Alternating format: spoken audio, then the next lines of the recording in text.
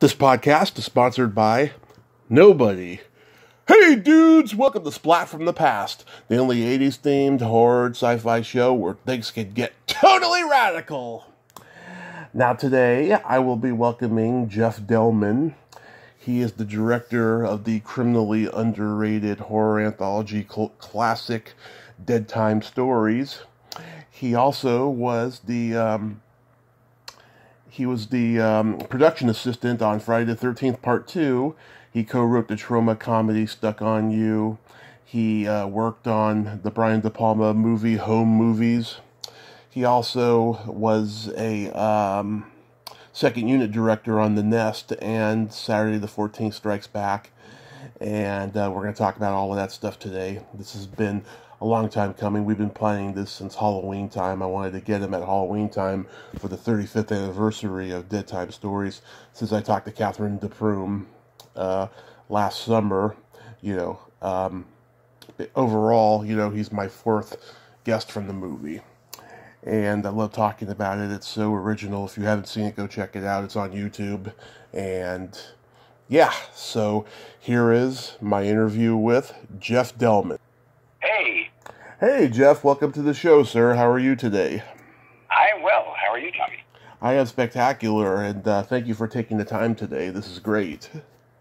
Sure, my pleasure. Is this a good connection? Yes, it is a good connection. Can you hear me good? So, going back in time, did you gravitate toward film early on in your childhood? Yeah, I always loved, I think probably like a lot of people, I loved going to the movies in particular. That feeling you would get when you'd leave the theater of having had it, more than just seeing a show, having had an experience. And that was always really powerful for me and something that I think inspired me. I started making films in high school, and just kept going. Back when it was Super 8, you had to use tape to edit the clips together. Right. Do you remember the first movie you ever saw? Yes, it was. My dad took me to see Son of Flubber, and it kind of freaked me out because I think at the end somebody eats the flubber and floats away or something. It was very disturbing, but I kind of liked it. And probably also one of the first movies I saw was Abbott and Costello Meet Frankenstein. Yeah. And I think that got me into both horror and comedy because I think it actually it still holds up today. It worked really well. Oh yeah, it does. It absolutely does. What are your favorite movies? Well, in high school, I was a real big Robert Altman fan. Yeah. I loved the way he would put texture on the screen. The way the camera always seemed to be probing the kind of sloppy, overlapping dialogue that felt really real. And of course, I loved Orson Welles and Alfred Hitchcock was a huge influence on me. And of course, Kubrick and a silent film director named F.W. Murnau, who did the original Nosferatu, and did a movie called Sunrise, which I think is one of the high points in just film as poetry. So I think all those things excited my imagination. Yeah, those are absolute good ones. Where are you from originally? I grew up in White Plains, New York, which is where we shot most of Deadtime Stories. Nice. So after high school, did you attend college? Yeah, I went to Ithaca College for 2 years and transferred to NYU, where I got my degree. Did you do any film there? Yeah, I did. At NYU, it was very competitive. They only picked a couple of students to make their films. So I ended up working on the crew of some films, which I forget who made them and the students' names. It was a while ago. But I was making films in my backyard. I got myself a 16mm camera used, and I would just would shoot with my friends on weekends. We'd all take turns making each other's films. How did you come to be a grip on Brian De Palma's home movies? A friend of mine, who actually has gone on to become a noteworthy director, Mark Romanek, Oh yeah. Brian De Palma, because he had been on the set of The Fury, and De Palma was doing a student film at Sarah Lawrence College with a student crew and student written. He provided, I believe, the outline, and then the students wrote the film, and it was all student crew. And so Mark had said, I'm doing this thing if you're interested. Mm-hmm. And so I signed on as a PA, and ended up working mostly as a grip, which was, for a first time to be on a set, it was a great experience watching De Palma work, and being part of the crew that was moving things and facilitating the production while the creative stuff happened. Yeah, that must have been pretty intimidating, though, to be on a set with Brian De Palma and Kirk Douglas, who were legends. And actually, it was cool. I guess I was more impressed with them than intimidated by them. Kirk Douglas was really nice, and actually, I don't know if you've seen the film, but there's a point where he leaps into the audience and takes a swing at a student who was played by an actor. And I was, I think, in the front row or the second row, and he actually, I don't know whether it was the take that was used, but he actually grabs my shoulder for support as he's taking a swing at the kid, and he was really, really cool about, is it okay if I grab you, I'm going to do this, and I hope it's okay, and he was just such a gentleman. People have long said that about him, and I can say that it's true. Yeah. And also Nancy Allen, she was in it too. Did you interact with her at all? I did, quite casually. I didn't really interact with the actors all that much. I became kind of friendly with Keith Gordon for a little bit, and I did get to sort of know Nancy. And actually, I saw her, I don't know, 15 years ago at a Starbucks in the San Fernando Valley, and I said hi, and I introduced myself, and she recognized me, and we had a nice chat. I met her at a horror con about 5 years ago. She was so lovely. She's so sweet. Yeah, I'm hoping to get her on the show this year, finally. Then you were production assistant on Friday the 13th, Part 2. You're my sixth guest from the movie. How did that come about for you? Well, actually, I worked on Part 1 in the art department. I was one of the first PAs hired, and I went up to, I think it was Camp Novi Bosco, North Bergen Boy Scout Camp in New Jersey, and I painted the shelves in the pantry that Adrian King hides in near the end. Right. So if you think they're painted well, that's yeah. Obviously, I'm joking. And then so I did some painting work, and then they ran out of money, and then so I went back to school. And then when they were refinanced, they were able to shoot the film, and they actually, from what I understand, they shot into the autumn. This was, I think I was hired in June, and they ended up starting to shoot in August, late August. Too late for me, but they actually had to go and paint a lead screen for some of the later shots that they shot. I worked on Part 2 because I had heard, I stayed in touch with, I think, some of the people, and I heard that they were doing a Part 2, so I called the office, spoke to a producer named Dennis Murphy, who was a great guy. I think he's no longer with us.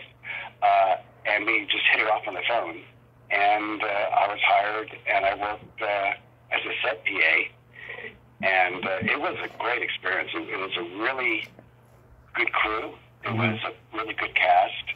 There was I don't know what stories you've heard, but there was a great vibe on the set, and it was for my first really big professional film job where I was getting paid for any substantial amount of time. It was a great experience. Oh yeah, I've heard nothing but good stories about the movies.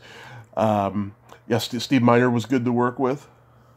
Oh yeah, I mean, I was obviously way down on the food chain, and because I was also a filmmaker, and I love actors, I ended up spending most of my time with some of the people in the cast and became friends with them, like Marta Kober and Lauren Taylor and John Fury.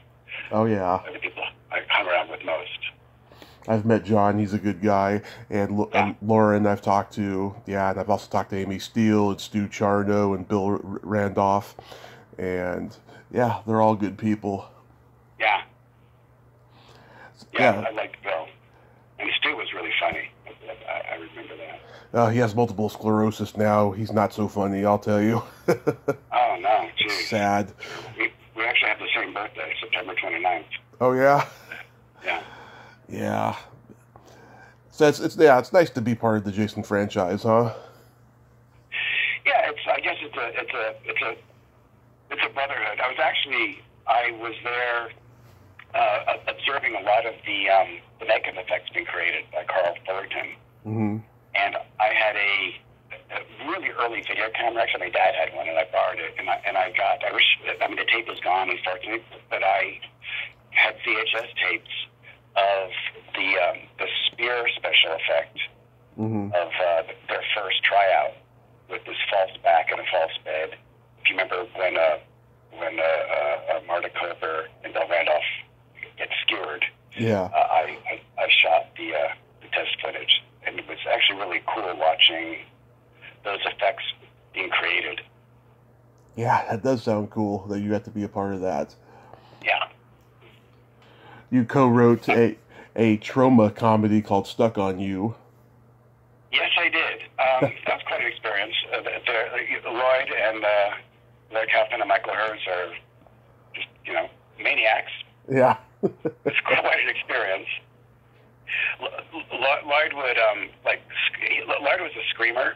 Mm-hmm. And if he had to be really okay with that, and I sort of was, sometimes I wasn't, but like he'd scream and yell, and then he'd go, "Thank you."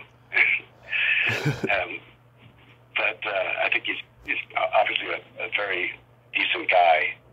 Made a bunch of wacky films. His films were almost he'd come up with ideas and then say, "Let's do this. Let's try this. Let's put chickens in," and then suddenly it becomes a big part of the film.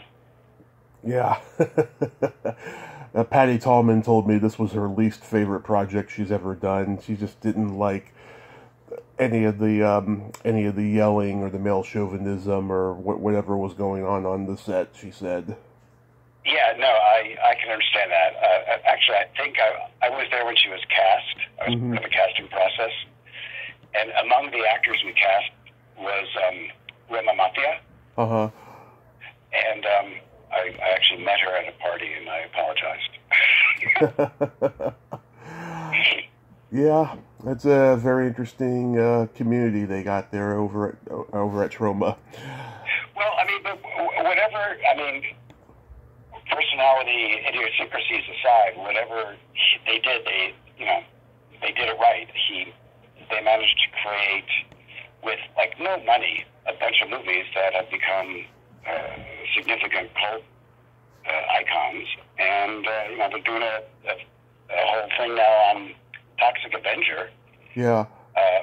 So, I won't begrudge them what they managed to achieve. I think that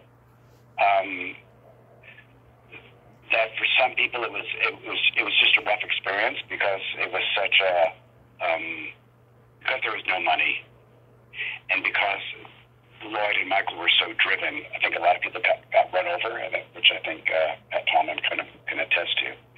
But they achieved something, and it's hard to make a movie, and it's hard to make a bunch of movies, and it's hard to create a place for yourself in the filmmaker landscape, and they did it. So yeah, when he did the Toxic Avenger, he lost, I heard, about 70 employees because of the part where the dog gets shot. Yeah, I'm not surprised. Yeah. Yeah.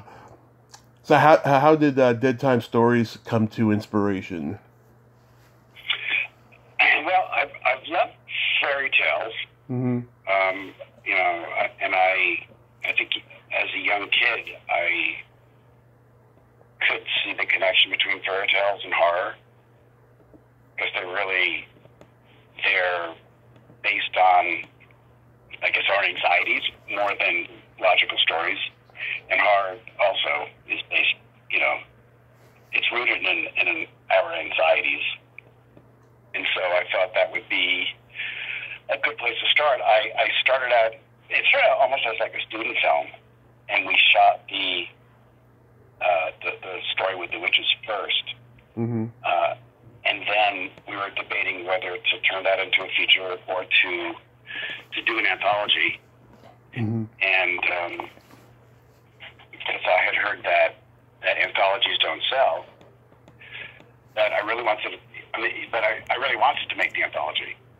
But I was being pushed to make it into a feature. And I was actually talking to, at that point, I became friends with Melissa Leo when she was still a struggling actress. Yeah. And, I was kind of bitching to her about, they want me to make this feature, but I've got these other stories that I think would be great. And she said, well, do what you want. So then I cast her as Mama there. And we shot that next. Yeah. Well, anthologies at that time didn't sell unless you were Stephen King, because he did Creepshow and Cat's Eye, But I think this is a genius concept, because historically horror anthology movies have always been more or less the same, like those ones I just mentioned, and Trilogy of Terror and Joseph Sargent's Nightmares. But this is a pretty original concept, to take fairy tales and put them in a 1980s setting. Yeah, I wanted to give them all a different tone. Mm-hmm. So, they were deliberately written and conceived as, like, the first one was supposed to feel like, almost like an old black and white silent film, mm-hmm. and that kind of vibe. And then the one with Red Riding Hood and the werewolves, that was supposed to be more of a contemporary story.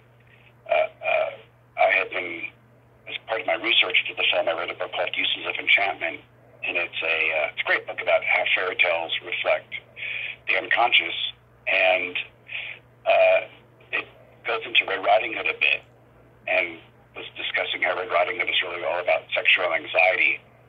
And I thought, well, boy, Red Riding Hood, werewolf, sexual anxiety, there's a story there, and that's where that came from. And then for the Goldilocks segment, the idea was to do something that would have the elements of horror, but would actually be a comedy. Mm-hmm. Because, comedy and horror have similar things. It's all about pacing. It's all about, set up, build, and pay off. So I thought it would be a good fit to take horror elements and kind of slapstick Warner Brothers, Looney Tunes vibe and put them together. And that seems to be the most controversial of the stories, because some people love it and some people just hate it. I particularly, that's my favorite of the three. Nice, yeah. A lot of the movie was shot in your home, right?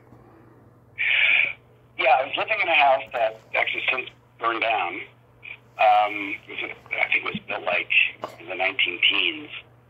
It's funny because when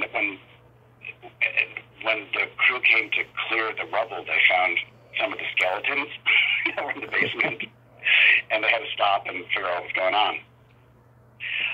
Because we kept a lot of props in the basement. So I was living there, and we shot the graveyard was shot in the backyard, and the place where Scott Valentine meets Kathy Flagg was the same backyard, just redressed. And then the house itself was Goldilocks' house. Mm-hmm. It was on Mamaroneck Avenue in White Plains, New York. How did the special camera effects get executed? You mean when the skeleton comes back to life? Yeah. It was done by, I think it was, we had two makeup artists, and Edward French, who was a genius, and Brian Tosek, who was also, he was young, but he was filled with ideas. I think it was Ed's idea to shoot in reverse. And we shot the effects in reverse. They sculpted these like wormy things, like snakes, and then would wrap around the skeleton and then pull them away, and then we reversed it. Mm-hmm. So it looks like it's, crawling above it. Yeah, it's pretty effective, especially for the 80s. Yeah, I mean, we didn't have CGI in those days, but I think that's kind of what makes the effects really, have kind of a cool spark, because they feel real. You know that it's not just some digital effect that's being superimposed into an image. We were there on the set. Mm-hmm. My favorite of the effects is when the preacher's hand catches fire and crawls off his arm. And, we shot that in one take, going from a distance and then drawing into a close-up, so you could see that there's no digital effects, and that as it begins, it looks like it's, the hand is part of the arm, and then once it comes off, for a moment you don't know how it happened. It's a magic trick, which I think worked really well. Mm-hmm. It sure did. Was there any fairy tales you wanted to explore but couldn't for budgetary reasons? Yeah, I would have liked to have done Hansel and Gretel. Yeah. We had a story where Hansel and Gretel get lost in the New York subway system, and they find the witch underground. I thought that'd be really cool, but that was just, well beyond our reach. Yeah, George Romero, he had 4 stories in Creepshow 2, but New World didn't want to make a 2-hour movie, so he had to take one out, and he put it in Tales from the Dark Side, the movie. Oh, I didn't know that. Yeah, it was I think it was The Black Cat it was called, in that one. How did you come to play the Strangling Man? Well, because it was a really uncomfortable thing to do, and we hadn't really hired an actor to do it, and I thought I shouldn't be afraid to do anything I would ask anyone else to do. Yeah. So I actually directed the shot from a rope hanging from a tree. Yeah. Which is fun. Was Scott already on Family Ties when you cast him? No. He actually had walked in off the street. We put an ad in backstage, and he walked in, and we just hit it off immediately.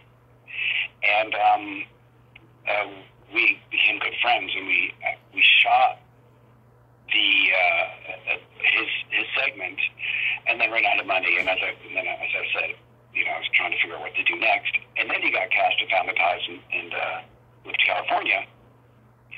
And when we were refinanced, everyone was saying, well, he's a big star now. He's not going to come back. We're going to have to reshoot that. And I said, no. He's a friend of mine. He'll do it. And they're like, no, you don't know how Hollywood works. Yeah. But he came back because, he was friends. And actually, he and I are working on another project that we hope to expect to be shooting this spring. Oh, cool. Yeah. He's been trying to make time to come on here and stuff. Hopefully I'll get to talk to him soon. Yeah, he's a great guy. Yeah, he sure seems like it. Yeah, Nicole, she was the first one I talked to from the movie back in 2018.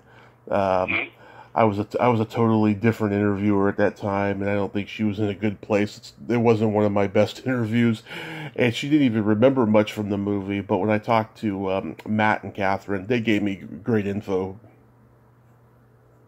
Yeah, I'm not in touch with Matt so much. We're Facebook friends. Yeah. But I am in touch with Nicole, and I'm pretty close with Catherine. We speak every now and then, and I worked on I shot a short, and she produced it for me.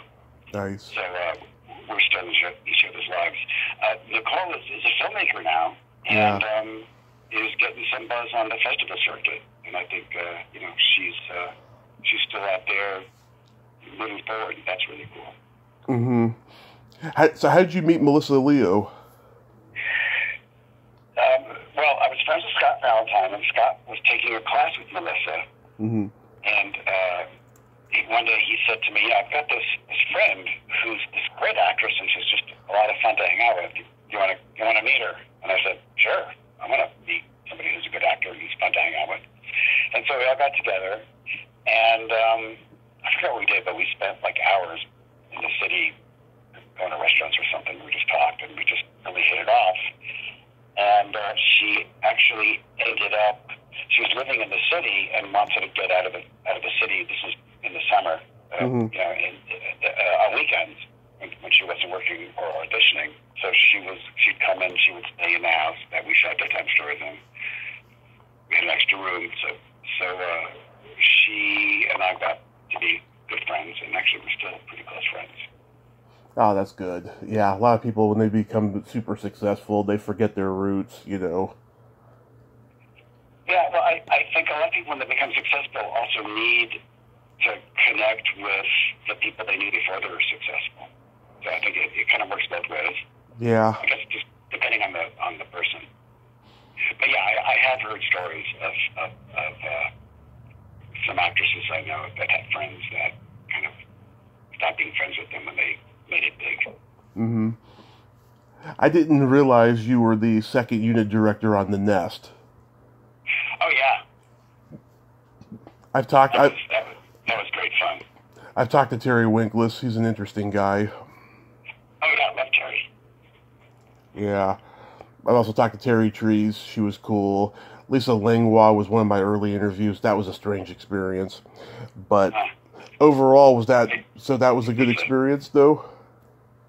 It was really good. I shot all the cockroach footage, and I shot some of the stuff with the actors, because Corman films, you're supposed to shoot, 5 pages a day or something crazy. And so a lot of stuff ended up being second unit. And one of my favorite shots I did was Lisa Langlois hiding. She's standing in a room, and I had to communicate an emotion for her. I have this process of her going from realizing she's trapped to making a decision. And that's what it said in the script, but it didn't give any examples. It didn't, give any images. You had to figure that out. And so we set up a shot where we're looking at her, and then the camera booms down to the floor, and we see that there's light coming up from behind a door to show that she's vulnerable. And I thought it was one of my favorite moments as a director, because I was able to communicate an idea of her anxiety, and then seeing what's making her anxious visually without any dialogue, and without another character in the room. So I learned a lot on The Nest, and shooting the cockroaches was just disgusting. It just got. In the beginning, I was kind of okay with cockroaches, and by the time we were finished, they would just freak me out now. Did you go up to Canada for that movie? No, that was shot on the Corman studio lot. Oh, okay. It had a converted lumberyard that became a studio. It had a bunch of sound stages, and it was all shot there in Venice. I think the island stuff was on Catalina. Oh, okay. How about making Saturday the 14th Strikes Back? That was the same set, or the same location. That was, I don't know, it was a goofy movie. I didn't love the script. I liked the crew I worked with, but I didn't particularly care for I didn't think the script worked. I don't think the film worked. Yeah, I talked to Lauren Peterson, who played Lizzie Borden. A lot of her stuff was cut. She doesn't even remember much of it, she told me. Yeah, that doesn't surprise me. Yeah. So do you have any upcoming projects? Yeah, I've got a movie that's based on a play that I saw years ago. And as I said, I'm working on it with Scott Valentine and a producer named Larry Maestrich. Larry had produced Sling Blade and then a movie called You Can Count on Me. So he's like kind of an OG of the indie scene. Yeah. And, we're right now putting the pieces together, and we expect to be shooting in the spring. So stay tuned. Who knows how things work out. We were supposed to shoot this a couple of years ago, and then we had some issues, and then COVID happened, and so it's been a ride. Yeah. I guess it's been a ride for a lot of people. It's a lot of people have had it a lot worse. I've only had projects stalled. A lot of people had a lot worse. Yeah. How's the COVID situation been for you? Well, I just got over it. I had it last, I guess, March March of 2020, and then I got it again around January, at the beginning of this month. And it actually, they said that Omicron is supposed to be easier, but I found this one this time was just awful. I just didn't want to move for days. Really sucked. Yeah, I know. I've gotten a couple illnesses during this whole thing, and I tested negative both times. So thank God for that. Oh, that's good. Yeah. You want to avoid it if at all possible. I know it's hard to do, but take your vitamin D. That's what you're saying. Yeah, absolutely. Take your vitamin D. Yeah, and wash your hands and all of that stuff. All that stuff. Yeah. I took a listen to the Deadtime soundtrack. It sounded pretty good. Yeah, I was really impressed with the job that this record label called Terror Vision Records, and we got the original tracks. But they do obscure soundtracks, and collectibles and cult stuff. I don't know if you're familiar with them, but they only do original material. Like, they won't accept something that is re-recorded for them. So when we did the Blu-ray, I had access to the music and effects tracks, and so I was able to just send them to their engineer in Savannah, Georgia, and they just did. It was, if I were to play the tracks that came off the film soundtrack against the tracks in the record, I don't know how they did it, but they made it such a vibrant, a nuanced listening experience in a way that it isn't on screen. I don't know how they did it, but I'm really impressed with it. I've been getting a bunch of albums to give them away as gifts because it is so cool.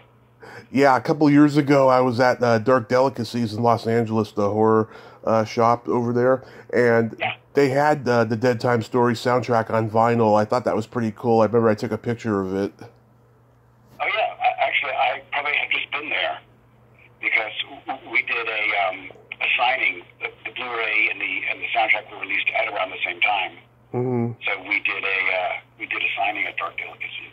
Okay, yeah, this was like, I can't remember, 17. I know it wasn't 18 because I didn't go to LA that year. But yeah, I think it was 17. And then Catherine and Scott and I were there for the signing. Cool. Yeah, I thought that was pretty cool that they had that. Well, Jeff, I want to thank you so much for coming on today. I'm glad that we could finally make this happen. It was my pleasure. When Catherine did your show, I listened to it and I thought, wow, that was a pretty in-depth interview. That's the word. Yep. So yeah, I'm glad to be here. Thank you so much. That's good work. Thank you so much, and you too. I can't wait to see what the project you and Scott have in the works, and I hope it goes well, and that just please stay safe out there because we need all you great filmmakers in this world. Oh, thank you. You stay safe too, my friend. Thank you so much. Take care. Bye-bye. Take care. Bye-bye. Well, there you have it. Jeff Delman. Ain't he a cool dude? What a nice guy, huh? I'm glad that he and I could have a talk today, finally. And, I forgot to say at the top of the hour, happy birthday, Gene Hackman, one of my favorite actors, one of the great actors. And rest in peace, Howard Hessman, very funny man, WKRP, head of the class, Private Lessons, so many great movies and TV shows. Rest in peace, Howard Hessman. Well, until next time, this is Tommy Throwback Kovac saying there's no shame in living in the past because the present sucks. Later, dudes.